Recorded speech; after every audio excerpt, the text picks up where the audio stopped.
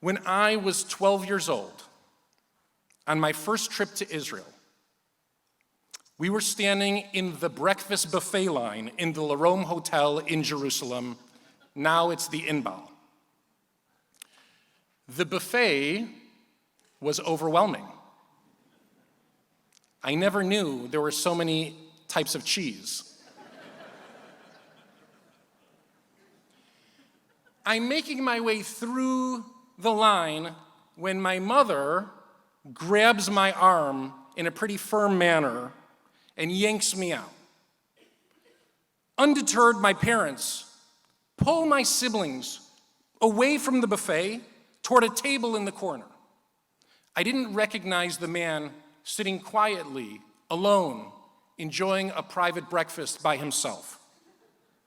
He was wearing a suit and emitted an aura of humble strength and dignified humility. He was calmly sitting there, enjoying his privacy, his coffee, and his newspaper, until my parents beelined right at him.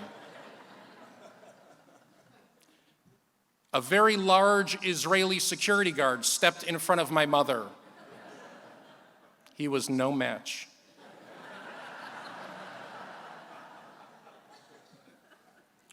Then my mom interrupted the private, serene breakfast and said, "I'm sorry for bothering you."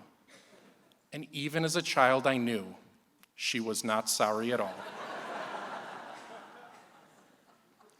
It was at that moment that the man put down his coffee and looked up from his newspaper. His face was chiseled and his eyes were warm.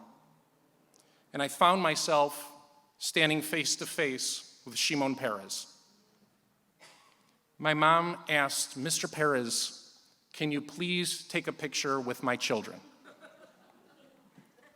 Shimon Peres politely smiled and dabbed his face with his napkin, and then he stood and he placed his hand on my shoulder. "Is this your first time to Israel?" he asked me. I nodded before the icon. "Welcome home," he said. "Israel needs you to speak on her behalf. Do you think you can do that for us?"